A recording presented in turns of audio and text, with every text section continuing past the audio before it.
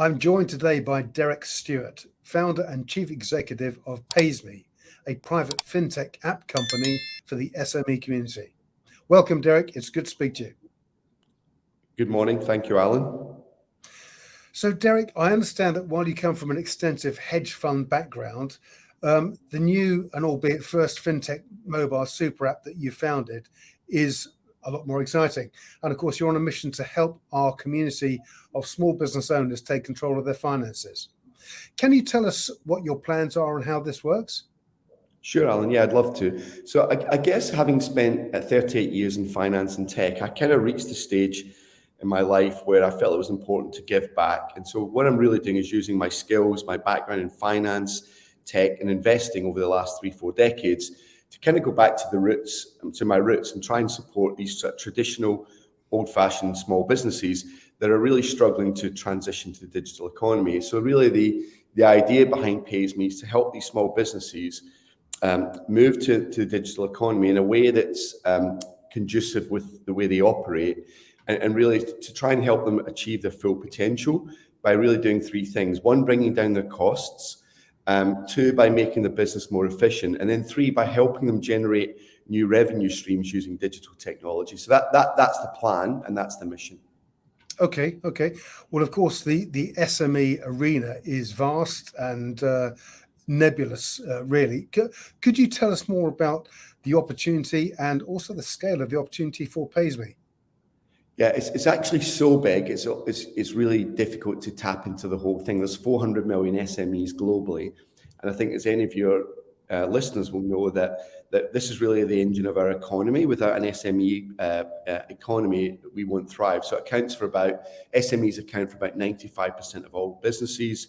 Typically, 60-70% of jobs are created by SMEs, and they usually contribute about 50% of GDP. So it's essential that we help these businesses move to the digital economy so they don't get left behind. The problem they face really is that the SME market's fragmented, it's underserved. The big banks don't really want to deal with sole traders anymore. And so a lot of them lack the support, the digital skills, or even just the power to compete with the big boys. So imagine a world where it's just as big as Amazon's. It wouldn't be much fun, right? So we really need to help these businesses thrive. So if you look at what happened in the pandemic, it kind of exacerbated this problem. And so it's kind of critical that we try and change this dynamic and help these businesses.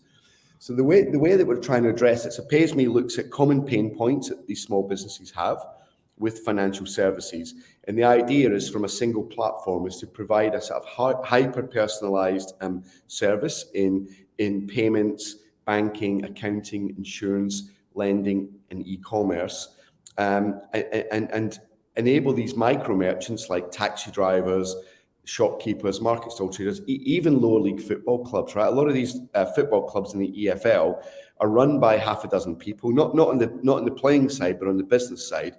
So it's really helping these sectors that have been impacted by COVID to transition seamlessly into the digital economy. Okay, that sounds fascinating. So if, for instance, I were a taxi driver, can you explain how this app could help me on a typical day?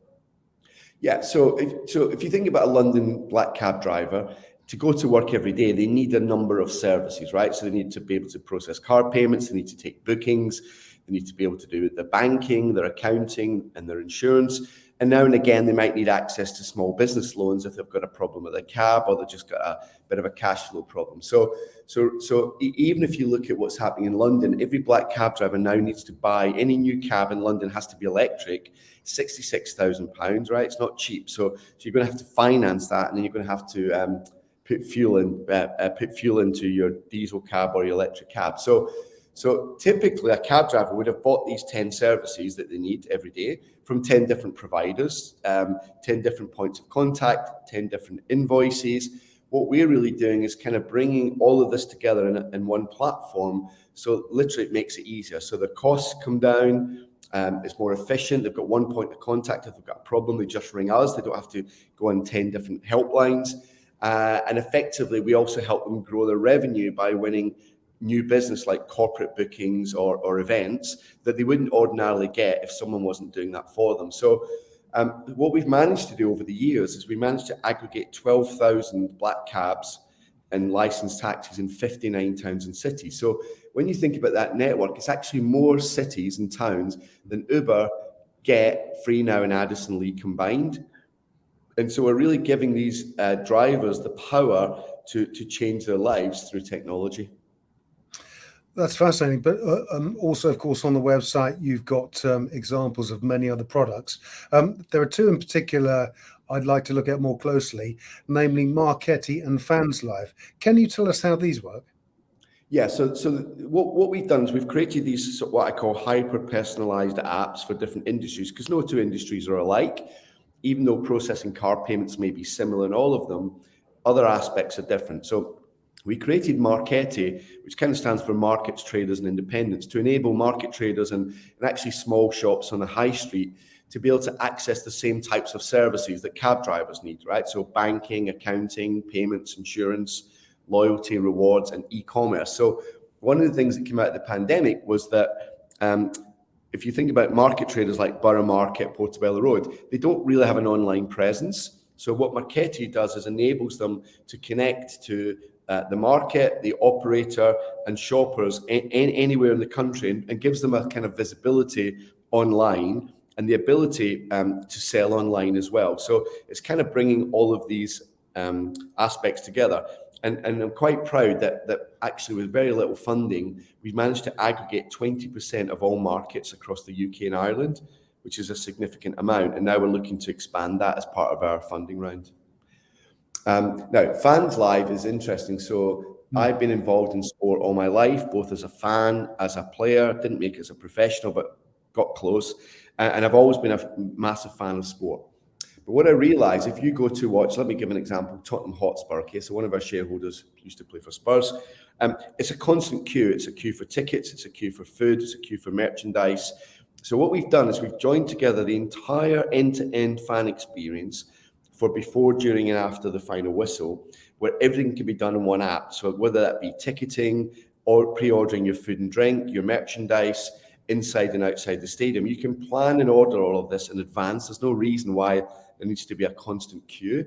And so Fans Live is about helping particularly lower league clubs actually to bring down the costs, to become more operationally efficient, and to help them grow their existing revenue streams, but also find new revenue streams sort of outside of the stadium.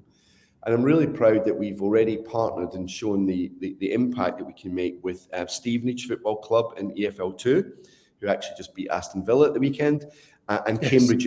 Cambridge United in EFL1, where the CEOs told me that their revenues, since we put our system in place for them, has gone up by over 30%. And while we don't take all the credit for that, that's down to the CEO and the team, but actually it just shows you, if you provide digital technology, how you can really enhance these clubs and enhance the match day experience for fans. That's fantastic. Well, as a Spurs fan myself, I'm delighted that you have a former Spurs player as a shareholder. So that's great news. But let's look at the funding position of the company. How much funding have you been able to source so far? And also, obviously, we'd like to know a little more about the finances, I think, at this point. Sure. So for the first 5 years, it was just really me and my money. So I'm now the largest investor. I've put in close to £1 million. But in the first few years of figuring this out, I didn't take any other capital because I wanted to work out and make sure I was confident it would be a success. And then I opened it up to kind of almost like friends and family, actually, mostly people in the financial services sector that I've been involved with in my career. So in total, we've raised somewhere in the region of £2 million, of which roughly half has come from me. And we've managed to build what I think is a significant business that's in a position where we're ready to achieve, hopefully, profitability and scale in 2023. But in order to do that, we need to really invest in the business. So the target now is to raise £1 million. And I think that will get us to profitability and also see us to the stage where the plan is to do a listing within 3 years. So that's where we are at the moment. And as I say, I'm the largest investor, so I'm still 51% of the business today.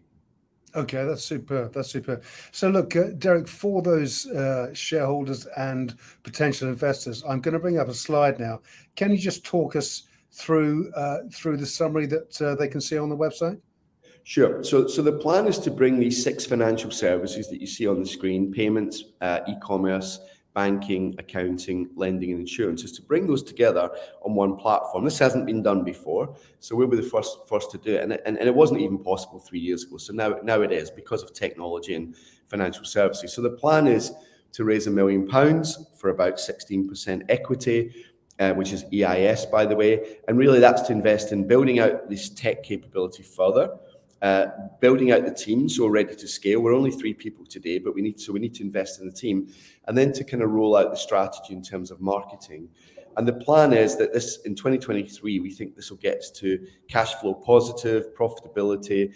And I don't think if we do this right and we execute well, we won't need another funding round until we list the business by sometime in 2025, 2026. So on Friday, I'm actually heading out to the Middle East. We're seeing huge opportunities in the Middle East because of government investment, stimulus, and so on. And so we've signed a couple of partnerships in the Middle East. And therefore, I'm heading out there actually on Friday to meet investors. We've got significant interest there. But we've also set up a digital platform with a company called Globacap. And that enables investors to go online, to buy shares, to go through KYC AML under FCA Promotions Act, and then to be able to communicate and get information on the business directly through that platform. So if any of your listeners would want to know more, then please get in touch with me. I'd love to speak to them. Superb. Okay, well, of course, all of those details, including the EIS qualifying round of funding that the company are engaged in, the details are on the Paysme website. Paysme certainly looks set for a very exciting and progressive 2023. It just remains for me to wish you, Derek, a very happy new year, and to say, Derek Stewart, founder and chief executive of Paysme, many thanks for joining us today. Thank you very much, Alan, for giving me the opportunity to speak to your listeners.